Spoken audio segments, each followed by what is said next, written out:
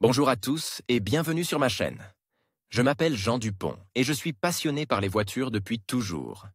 Sans beaucoup de raisonnement, passons au sujet de la vidéo. Article sur la façon de faire le bon choix d'une compagnie d'assurance pour une voiture. Critères de sélection. À la fin de l'article, une vidéo sur l'imposition de services par la compagnie d'assurance. Article sur le choix d'une compagnie d'assurance pour la voiture. Critères de sélection. À la fin de l'article, une vidéo sur l'imposition de services par la compagnie d'assurance. Traditionnellement, les automobilistes choisissent une compagnie d'assurance en fonction d'un seul critère, le coût de la police. Mais les statistiques montrent que la situation a récemment commencé à changer peu à peu. En raison de la faillite de nombreux assureurs, les automobilistes ont commencé à étudier le marché de l'assurance de manière plus réfléchie. Le grand nombre d'organisations travaillant dans ce domaine entraîne une différence tout aussi grande dans les montants et les conditions du contrat. Comment ne pas se tromper et choisir une compagnie d'assurance fiable? Quels sont les facteurs clés auxquels il faut prêter attention? Lors de la communication avec les assureurs? Type de police. L'enregistrement d'une police NTPL est une procédure obligatoire pour tous les propriétaires de voitures, tandis que l'enregistrement d'une police casco est exclusivement volontaire. Quelle est la différence essentielle entre ces deux polices? La première protège les intérêts du conducteur, mais ne s'applique pas au véhicule.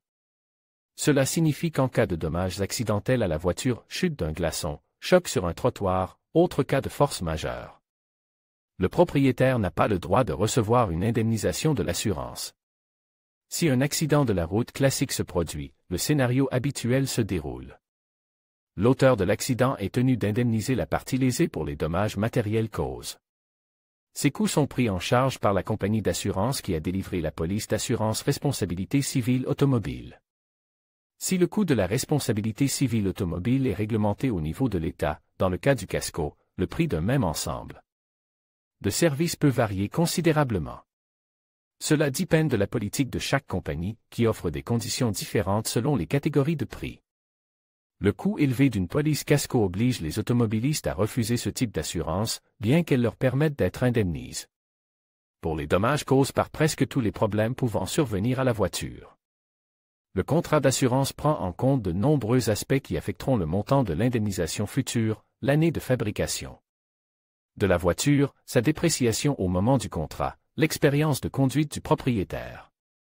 C'est l'ensemble de ces facteurs qui déterminent le coût final de la police casco.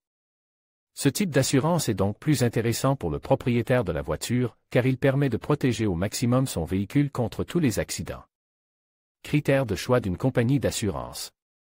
1. La notoriété. Les gens préfèrent s'adresser à des compagnies plus connues, qui font l'objet de rumeurs, qui ont été vérifiées par des connaissances et des amis, qui ont des sites web bien remplis et qui ont une bonne réputation. Des amis et des collègues peuvent partager des informations sur des accidents désagréables survenus avec leur voiture et sur le processus d'obtention d'une assurance qui s'en est suivi, sur les difficultés qu'ils ont rencontrées dans leur relation avec la compagnie d'assurance, ainsi que sur les aspects positifs. Il convient d'accorder une attention particulière au délai entre le moment de l'accident et le paiement de l'assurance, au nombre de documents supplémentaires exigés par l'assureur et à l'exhaustivité du montant paye. Il est recommandé d'étudier au moins 5 compagnies pour se faire une opinion sur le marché de l'assurance. 2. L'avis des professionnels. Les services en ligne qui fournissent des données dans le domaine public aideront à déterminer l'image globale de la performance de la compagnie d'assurance. Par exemple, le site web de la RAMI présente les chiffres des encaissements et des paiements de chaque compagnie d'assurance. Vous pouvez également y trouver des informations sur l'administration temporaire de certaines compagnies d'assurance et vérifier si elles disposent d'une licence d'exploitation. Si des informations indiquent qu'une licence a été suspendue, il est préférable de ne pas établir de relations contractuelles avec cette entreprise, même s'il s'agit d'une mesure temporaire. Un employé de l'entreprise peut présenter une copie de la licence dûment délivrée. Mais il n'est pas superflu de vérifier sa légitimité, car il existe des organisations qui poursuivent leurs activités même si leur licence est suspendue ou révoquée. Par conséquent, la police émise par une telle société ne sera pas considérée comme valide. Vous pouvez vérifier le classement de l'entreprise en fonction des évaluations des spécialistes de l'expert ERA, qui est mis à jour régulièrement. Mais toutes les organisations n'y figurent pas, car le service d'évaluation de la fiabilité est payant. L'absence dans la liste des notations ne signifie pas nécessairement que la compagnie d'assurance jouit d'une réputation négative. Peut-être s'agit-il simplement d'une question d'économie. 3. Communication personnelle lors d'une visite au bureau d'une compagnie d'assurance. Il est possible de se faire sa propre opinion, même si la visite est purement informative. S'il y a d'autres clients, il est utile de leur demander ce qu'ils pensent de la compagnie, s'ils ont eu des accidents, depuis combien de temps ils attendent des paiements. Au cours de la conversation avec le gestionnaire, il convient de prêter attention au mode de communication, à la politesse de l'interlocuteur, au fait qu'il essaie de sélectionner et d'offrir des conditions individuelles, qu'il explique en détail toutes les subtilités et les nuances, à la transparence, des conditions d'indemnisation.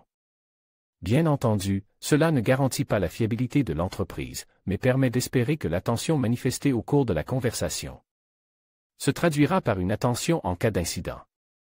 4. Le contrat si possible. Le modèle de contrat doit être soumis à l'examen d'un juriste compétent. Il convient d'accorder une attention particulière aux clauses relatives aux conditions d'exclusion ou de limitation des événements, ainsi qu'aux motifs probables de refus d'indemnisation. Certaines compagnies citent la violation flagrante du code de la route comme motif de refus d'indemnisation. Il est déconseillé d'établir une relation contractuelle avec de tels assureurs, car en cas de collision, ils essaieront de trouver ces violations flagrantes simplement pour éviter de payer de l'argent. Il est important de connaître le système d'évaluation des dommages utilisé par la compagnie d'assurance. Il est très fréquent que le montant de l'indemnisation soit si faible qu'il ne couvre même pas l'achat de pièces détachées pour réparer le véhicule. Le mieux est de faire préciser le calcul dans le contrat. Le manque de fiabilité de l'assureur se manifestera par le coût exagérément bas de la police elle-même. Cela signifie que l'entreprise est encore très jeune ou très petite, puisqu'elle pratique le dumping à ciel ouvert. Au début de son existence, cette police pourra attirer l'attention des clients, mais dans un avenir très proche, il est très probable qu'elle conduise à la faillite. Mais la présence d'un système de bonus et d'autres programmes de fidélisation est certainement un moment agréable pour le propriétaire de la voiture. Les compagnies vraiment fiables récompensent toujours leurs clients réguliers pour leur fidélité en réduisant le coût de la police. Elles le font pour une raison simple, elles peuvent se le permettre. Certains assureurs incluent un service d'évaluation de la voiture endommagée depuis le lieu de l'accident, ainsi que des visites de leurs employés et une assistance juridique complète. Enfin, une clause sur l'échelonnement des paiements, qui doit impérativement figurer dans le contrat d'assurance. Cela empêchera les assureurs de se soustraire à leurs obligations et d'étirer le délai d'indemnisation des dommages à 6 mois ou plus. 5. Caractéristiques comparatives comme indiqué plus haut. Le propriétaire de la voiture doit surveiller le marché des compagnies d'assurance et arrêter son choix sur 5 organismes. Afin de ne pas raisonner de manière hypothétique, vous pouvez demander à chacun d'entre eux d'effectuer un calcul pour le véhicule pour lequel vous envisagez de souscrire une police. Il n'est pas superflu non plus de demander à se familiariser avec des modèles de contrat, ce qui peut être fait indépendamment ou avec l'intervention d'un avocat. Ainsi, le propriétaire de la voiture pourra comparer les conditions proposées, les prix, les paquets de documents requis, tous les inconvénients et les avantages de chacune des entreprises sélectionnées pour se faire une opinion définitive. Possibilité d'économiser de l'argent. Si le propriétaire du véhicule n'est pas prêt à payer une somme importante pour l'achat d'une police d'assurance, il doit immédiatement discuter avec le directeur de la compagnie des conditions spéciales du contrat et des remises complexes, si le propriétaire du véhicule achète les 2 polices d'assurance MTPL et Casco en même temps, la compagnie peut lui accorder une réduction de 5 à 10% du coût total du contrat. Comment identifier un assureur peu fiable?